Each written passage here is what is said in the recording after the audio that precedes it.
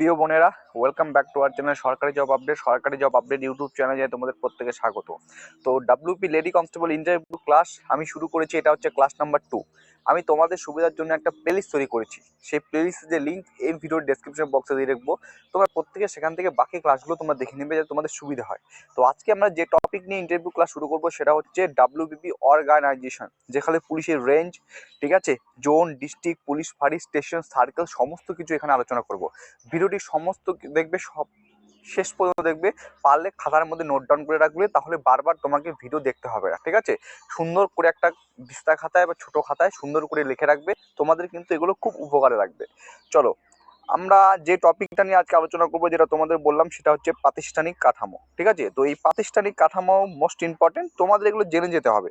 আমি তোমাদের আবার রিপিট করে বলছি, দেখো ইন্টারভিউতে কোন টপিক থেকে তোমাকে প্রশ্ন ধরবে না ধরবে তুমি কিন্তু নিজেও জানো না, কিন্তু তোমাকে এই সমস্ত টপিকগুলো কভার করে যেতে হবে। প্রাতিষ্ঠানিক কাঠামোর মধ্যে দেখো আমি এখানে কি বলেছি, যে পশ্চিমবঙ্গ পুলিশের 10টি পুলিশ রেঞ্জ, 3টি জোন এবং একটি রেলওয়ে জোন রয়েছে। অর্থাৎ জোন রয়েছে তিনটি জোনের আন্ডারে রয়েছে রেঞ্জ, এবং প্রত্যেক কিছু রেঞ্জ কয়েকটি ডিস্ট্রিক্টে বিভক্ত। সমস্ত কিছু ইন ডিটেলসে এই ভিডিওর মাধ্যমে তোমাদের বলবো। দেখো প্রথম হচ্ছে দক্ষিণবঙ্গ অঞ্চল, যেটাকে বলা হয় সাউদার্ন জোন, ঠিক আছে, যেটা কিন্তু 3টি রেঞ্জে বিভক্ত। 3টা রেঞ্জ কি? প্রেসিডেন্সি রেঞ্জ, মুর্শিদাবাদ রেঞ্জ এবং হচ্ছে বারাসাত রেঞ্জ। এই প্রেসিডেন্সি রেঞ্জের আন্ডারে বারুইপুর পুলিশ জেলা, ডায়মন্ড হারবার পুলিশ জেলা, সুন্দরবন পুলিশ জেলা ও হাওড়া গ্রামীণ পুলিশ জেলা পড়ে। মুর্শিদাবাদ রেঞ্জের মধ্যে কৃষ্ণনগর পুলিশ জেলা, রানাঘাট পুলিশ জেলা এবং মুর্শিদাবাদ পড়ে। ঠিক একইভাবে বারাসাত রেঞ্জের মধ্যে বারাসাত পুলিশ জেলা, বসিরহাট পুলিশ জেলা এবং বনগাঁ পুলিশ জেলাও কিন্তু পড়ে। 2 নম্বর হচ্ছে পশ্চিমাঞ্চল, যেটাকে বলা হয় ইংলিশে ওয়েস্টার্ন জোন। 3টি রেঞ্জে বিভক্ত, একটা বর্ধমান রেঞ্জ, একটা মেদিনীপুর রেঞ্জ আর একটা হচ্ছে বাঁকুড়া রেঞ্জ। এই বর্ধমান রেঞ্জের আন্ডারে হুগলি, পূর্ব বর্ধমান, পশ্চিম বর্ধমান ও বীরভূম এই জেলাগুলি পড়ে। মেদিনীপুর রেঞ্জের মধ্যে পূর্ব মেদিনীপুর ও পশ্চিম মেদিনীপুর এই 2টি জেলা পড়ে। বাঁকুড়া রেঞ্জের মধ্যে বাঁকুড়া, পুরুলিয়া ও ঝাড়গ্রাম এই 3টি জেলা পড়ে, ঠিক আছে। এবং আরেকটা জোন রয়েছে, সেই জোনটার নাম হচ্ছে উত্তরবঙ্গ অঞ্চল, যাকে ইংলিশে আমরা বলি হচ্ছে নর্দার্ন জোন, ঠিক আছে। উত্তরবঙ্গ এই অঞ্চলটা, জোনটা 4টা অঞ্চলে বিভক্ত, 4টি রেঞ্জে বিভক্ত। একটা জলপাইগুড়ি রেঞ্জ, একটা দার্জিলিং রেঞ্জ, একটা মালদা রেঞ্জ আর একটা হচ্ছে রায়গঞ্জ রেঞ্জ। জলপাইগুড়ি রেঞ্জের আন্ডারে কোন কোন জেলা পড়ে একটু ভালো করে দেখে নাও। জলপাইগুড়ি রেঞ্জের আন্ডারে জলপাইগুড়ি, আলিপুরদুয়ার ও কোচবিহার জেলা পড়ে। দার্জিলিং রেঞ্জের আন্ডারে দার্জিলিং ও কালিম্পং জেলা পড়ে। মালদা রেঞ্জের আন্ডারে মালদা ও দক্ষিণ দিনাজপুর জেলা পড়ে। এবং রায়গঞ্জ জেলার আন্ডারে উত্তর দিনাজপুরে 2টি পুলিশ জেলা রয়েছে, একটা হচ্ছে রায়গঞ্জ পুলিশ জেলা আর একটা হচ্ছে ইসলামপুর পুলিশ জেলা, 2টি পুলিশ জেলা পড়ে, ঠিক আছে। তো এখান থেকে তোমাদের কিভাবে প্রশ্ন ধরতে পারে, ফর এক্সাম্পল বলছি, মনে করো তুমি দক্ষিণ দিনাজপুর জেলার একজন প্রার্থী। কোন জেলা? দক্ষিণ দিনাজপুর জেলার একজন প্রার্থী। তোমাকে ধরতে পারে যে তুমি তো দক্ষিণ দিনাজপুর জেলার প্রার্থী, আচ্ছা তুমি বলো তো তুমি কোন রেঞ্জের অন্তর্গত। তো তোমার সঠিক উত্তর হয়ে যাবে আমি মালদা রেঞ্জের অন্তর্গত, ঠিক আছে। এবার যদি বলে তুমি কোন জোনের অন্তর্গত, তো আমি উত্তরবঙ্গ অঞ্চল বা নর্থ বেঙ্গল বা নর্দার্ন জোনের অন্তর্গত, ঠিক আছে। এই জিনিসগুলো কিন্তু তোমাকে এখান থেকে ধরতে পারে। তো তুমি কোন জোনের অন্তর্গত বা তুমি কোন রেঞ্জের অন্তর্গত, তো এগুলো একটু দেখে যাবে। টোটাল কয়টি জোন আছে, টোটাল কয়টি রেঞ্জ আছে, ঠিক আছে। তোমার রেঞ্জের আন্ডারে মোট কটি ডিস্ট্রিক্ট আছে, পুলিশ ডিস্ট্রিক্ট কটি রয়েছে, এগুলো একটু ভালো করে দেখে যাবে। এরপর যে টপিকটা নিয়ে আলোচনা করবো সেটা হচ্ছে পুলিশ কমিশনার। এটা কিন্তু ইম্পর্টেন্ট, আমি বলছি। পুলিশ কমিশনার কি? একটা পুলিশ কমিশনার হলো আইন প্রয়োগকারী সংস্থা, বিশেষ করে রাজ্যের শহরী অংশে। কমিশনারের নেতৃত্বে থাকে একজন police commissioner. Urban area policing এর জন্য পশ্চিমবঙ্গ পুলিশের অধীনে 6টি কমিশনার রয়েছে: হাওড়া, চন্দননগর, আসানসোল, দুর্গাপুর, শিলিগুড়ি, ব্যারাকপুর এবং বিধাননগর। হাওড়া, চন্দননগর, আসানসোল, দুর্গাপুর এবং শিলিগুড়ি পুলিশ কমিশনারের নেতৃত্বে রয়েছেন পুলিশ কমিশনার, যারা deputy inspector general of police বা ডিআইজি পদমর্যাদার, ঠিক আছে। বিধাননগর এবং ব্যারাকপুর পুলিশ কমিশনারের নেতৃত্বে রয়েছেন কমিশনার, পুলিশের মহাপরিদর্শক বা আইজিপি পদমর্যাদার পুলিশ। তো এটুকু হয়ে গেল। এখান থেকে যেটা ইম্পর্টেন্ট, যেটা হচ্ছে পুলিশ কমিশনার যেটা আছে, কটি পুলিশ কমিশনার রয়েছে, কি কি, এখান থেকে এই কোশ্চেনটা তোমাদের কিন্তু ধরলেও ধরতে পারে। এর পরবর্তী যেটা তোমাদের বলবো সেটা হচ্ছে ইম্পর্টেন্ট। দেখো, নভেম্বর 2017-এ পশ্চিমবঙ্গ সরকার আরও ভালো পুলিশিং নিশ্চিত করার জন্য পূর্ব মেদিনীপুরের হলদিয়া এবং পশ্চিম মেদিনীপুরের খড়গপুরে আরও 2টি পুলিশ কমিশনার স্থাপনের প্রস্তাব করেছে। এরপর যে টপিক আসবো সেটা হচ্ছে সাংগঠনিক বিভাগ। এবার হচ্ছে সাংগঠনিক ভূমিকা। তোমাদের যে একটু আগে বললাম জোন, রেঞ্জ, এগুলো একদম উপর থেকে একদম নিচ পর্যন্ত বলবো। আমরা পুলিশের র্যাঙ্ক নিয়েও তোমাদের ক্লাস করাবো, তোমাদের চিন্তা করার কোনো দরকার নেই। যতটুকু সময় পাবো আমি সেই সময়ের মধ্যে খুব ভালো ক্লাস দেওয়ার তোমাদের প্রোভাইড করব। তোমাদের কাজ ভিডিওগুলি শেয়ার করা এবং অবশ্যই লাইক করা। দেখো জোন একটু আগে বললাম, জোন 3টি জোন রয়েছে, তারা আন্ডারে 3টি জোন আবার 10টি রেঞ্জে বিভক্ত, সেই রেঞ্জ কতগুলি ডিস্ট্রিক্টে বিভক্ত। এখন আমি সেগুলো একটু ব্যাখ্যা করে তোমাদের সাথে আলোচনা করব। প্রথম হচ্ছে জোন, তোমরা প্রত্যেকে দেখতে পাচ্ছ এখানে উল্লেখিত রয়েছে জোন। দেখো রাজ্যের পুলিশ প্রশাসনকে 3টি পুলিশ জোন এবং একটি সরকারি রেলওয়ে পুলিশ জোনে বিভক্ত করা হয়েছে। প্রতিটি নেতৃত্বে থাকেন একজন পুলিশ মহাপরিদর্শক। প্রতিটি রেঞ্জ প্রতিটি জোনে এক বা একাধিক রেঞ্জ থাকে, যার নেতৃত্বে একজন officer deputy inspector general of police হিসেবে মনোনীত হন। সব মিলিয়ে 28টি পুলিশ জেলা রয়েছে। সরকারি রেলওয়ে পুলিশ জেলা নিয়ে গঠিত 4টি সহ প্রতিটি নেতৃত্বে একজন পুলিশ সুপার।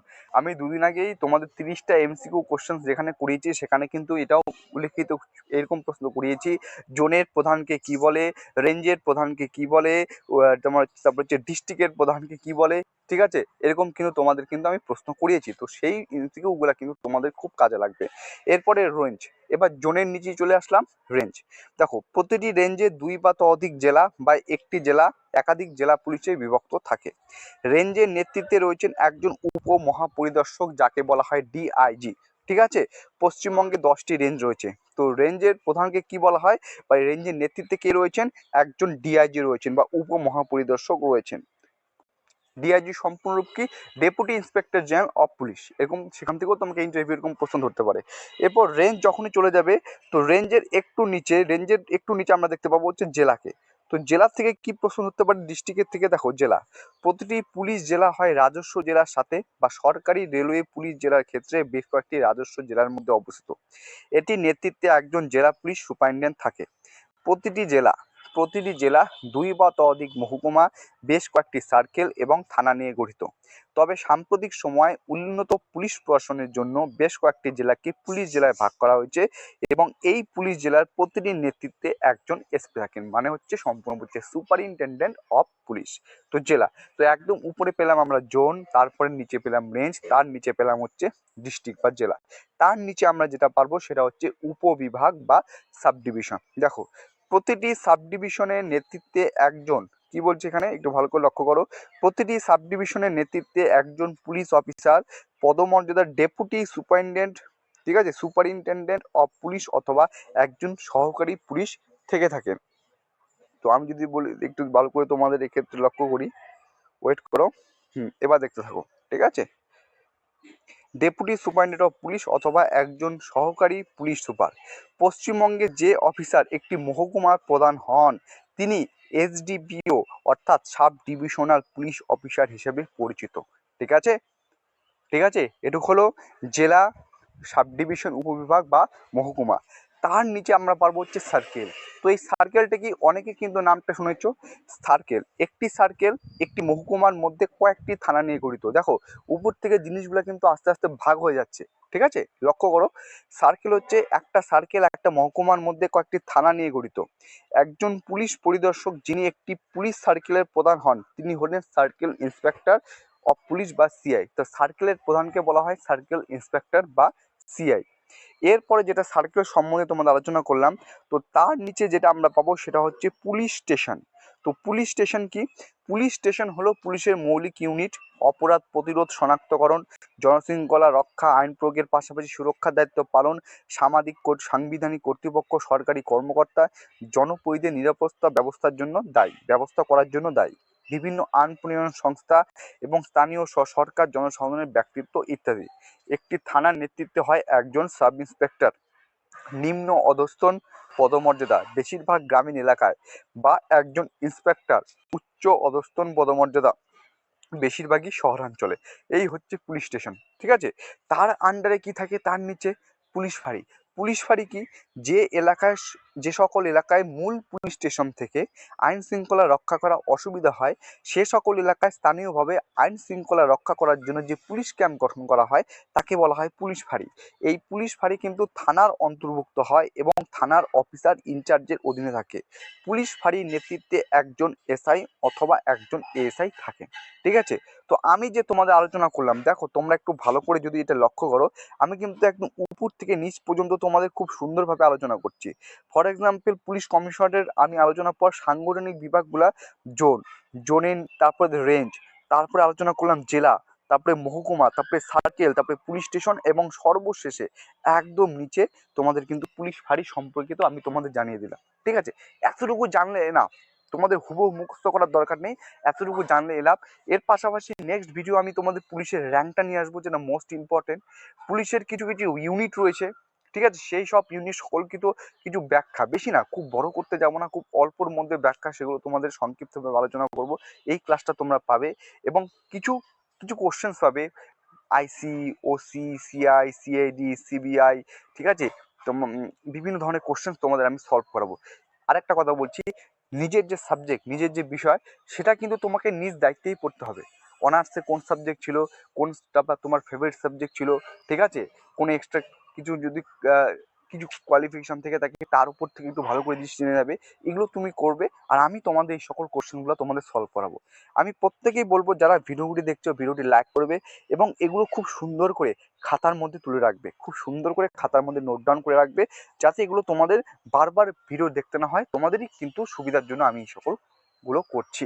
চলো, ভিডিওতে অবশ্যই কমেন্ট বক্স কেমন ভিডিও লাগলো, কেমন ক্লাস লাগলো, ফিডব্যাকে কিন্তু আমাকে অবশ্যই জানাবে। চলো, আজকের ভিডিওটা এখানেই শেষ করছি। সবাই সুস্থ থাকবে, ভালো থাকবে। জয় হিন্দ।